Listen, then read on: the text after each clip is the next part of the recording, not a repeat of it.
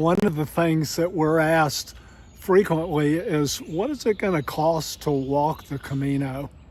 So we're going to break that down for you. Let's go. Let's start with the basics. How do we pay for things on the Camino? Generally, we are carrying an ATM card so that we can get cash from ATMs. So we want to have a couple days worth of cash.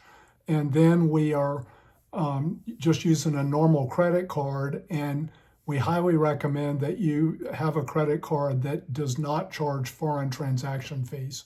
We like to travel with a certain amount of cash, and in small denominations, 1 and 2 euro coins are good to have with you, because not all shops or markets are able to handle bigger bills, and some are small enough that they don't take credit cards. So that's one reason to travel with some euro cash when you're in Spain. The other thing to mention is that you may not find ATMs just anywhere when you need cash. So have enough with you for maybe a couple of days once you figure out what you're going to be spending, kind of a rhythm of that. Mm-hmm. And also pay attention to the location of the ATM. Make sure it's in a secure place where there are other people around, and nothing nefarious can happen. Right. But also, there are many tales of people losing their ATM cards, the machine eating them. So when possible, when we're in a city that's big enough to have a bank with an ATM machine with it, that's what we prefer, and that the bank is actually open at the time. So if it does eat your card, you can go inside the bank and get your card back, because that could be a bad thing. How much do you spend in a day? We've been collecting data from all of you and from our many times on the Camino, and we can tell you that per person, the lower amount that you could get away with spending in a day would be something like 30 euros. And it can go way up from there, but 30 to 60 euros would be sort of the range per person per day. And that's with sort of average places to stay, average meals, and snacks. That's about it. Yeah, if you were to need or want more services, private room, pack service, possibly catching a taxi from time to time, then obviously those costs would increase. So how does that amount break down for where you stay, what you eat, and that sort of thing? Well, thinking about lodging, there are generally two types of albergues. There are municipal albergues and there are private albergues. The municipal, you can be generally thinking 10 to 15 euros per night per person, and then private 20 or 25 euros per night. What about Donativo? I hear about Donativo, and of course we know about Donativo. There are Donativo also, which means that you don't have to pay anything, but they ask for a donation.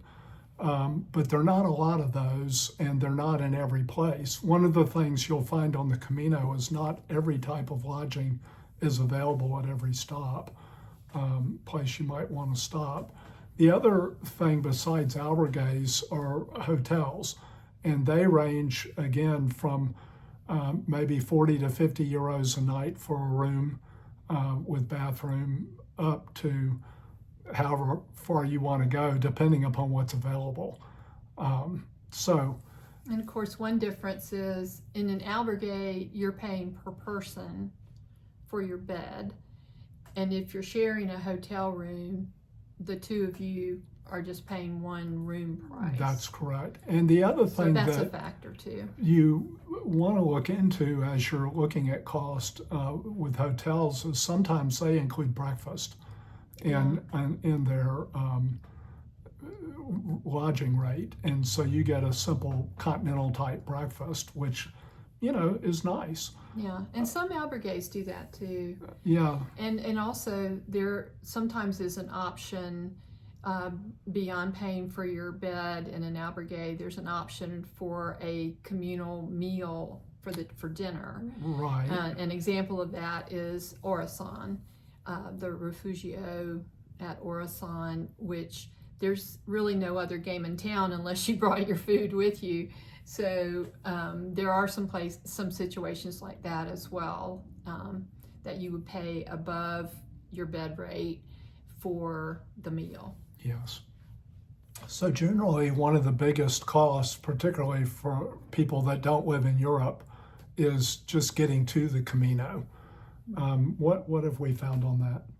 Well, of course, that can depend on how far away you are. That will vary a lot, but plane tickets right now from the U.S. to Spain, $600 to $1,200, depending on time of year. There are low seasons and high seasons for travel, and that factors in quite a bit. Another thing to consider is if you have a credit card that earns points that you can use to help buy plane tickets, that's another consideration. Those typically have to be scheduled pretty far out from the date because there aren't that many seats available on a flight for use with people's points and miles. But definitely consider that. That is a travel hack. And the other thing that we have found is there are lots of different ways. And again, our frame of reference is flying from the States in terms of, do you fly to Madrid? Do you fly to Paris? Do you fly to London? And then take commuters or trains? There are lots of different ways. And you really do just, at the time you're making your reservations, really need to search that out. And we particularly, we use a little app called Rome to Rio just because it gives you some different ideas how to get different places. However, it doesn't give you costs. So you do need to go to one of the search engines to find the best cost. Yeah. So in addition to getting to Spain, then you have to figure out how you're going to actually get to the city or the town where you're going to begin walking. And that will involve either a bus or a train, or even a short commuter flight. The itinerary we have used the last couple of times we've gone has been to get to Madrid and then catch a short hop flight from Madrid to Pamplona. And we spend a couple of days in Pamplona getting over jet lag and getting our feet under us. And then we have taken a bus to get to Saint-Jean, Pied-de-Port. But there are other combinations of travel. Definitely. And you can leave comments or ask questions below the video of things that have worked for you. Another thing to consider in terms of overall cost of the trip is gear. Again, this varies for everybody because some people have already have gear, other people don't. Obviously, you need really good shoes that work for you, and that is not a place to skimp because you're going to be engaged in walking a lot every day. So you don't want to skimp there. But just and we cover things about footwear in other videos. We do. That we'll put, But what have we found that it typically costs if you were starting more or less from scratch? You don't have to have a whole lot of stuff. Well, it can be anywhere, depend on how much you need if you don't have anything. And I just want to say, first of all, if there's anything you can borrow, we always recommend, if you have a friend who hikes or has any gear at all, see if there's anything you can borrow. I've just loaned somebody my backpack to use because she didn't have one, and is actually on the Camino Portugues right now. And your clothing, we always recommend dry fit or quick drying fabrics, because you only take 2, maybe 3 changes of clothing, and you're washing something out at night Every night. wanting it to dry. Right. So there are gear items like those kinds of things. If you have a friend and have a similar size to somebody, you could get away with borrowing things. Shoes, we don't recommend trying to borrow those from anybody. You really need to do what's comfortable and sturdy for you. Yes. But $300 to $600 is not out of place No. for what you might spend on some gear. Also try thrift stores and places like Costco. A lot of times they'll have things that will be the kind of gear that you need. So how would you put all this together? Well, in other places we've talked about how to determine what your walking pace is in order to determine how many miles per day or kilometers per day you're going to be able to walk, and how much time do you have to schedule for this. So all of those things factor in. Typically we walk an average of 10 miles a day, which is 16 kilometers, something like that. And that's just an average. So we know if we want to walk from Saint-Jean, Pied-de-Port, all the way to Santiago, which is about 500 miles, 800 kilometers, then it's going to take us about 50 days. And that's just walking. And we acknowledge that we're slower than many people. Yes. And so that's the whole distance.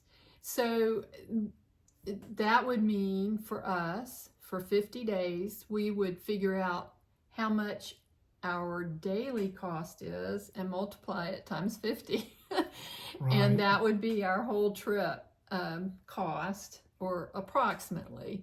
While on the Camino. While we're on the Camino, right? And I will say, for the amount of time that you are walking and covering that distance, it is one of the most affordable sorts of trips you can do. And certainly for us, it's been the most meaningful type of trip and trip for us. That's why we've done it multiple times. If you've got questions or comments, please put them below the video. We're happy to answer any questions that you have. Yes, and we would love it if you have not yet subscribed to our channel. If you would do that and ring the little bell, and you'll be notified when there's a new video up. And also, if you liked it, give us a thumbs up. That really helps other people be shown our videos, and we want to try to help as many people as we can. So until next time, we'll say Buen Camino. Thanks so much for watching. See you next time. Buen Camino.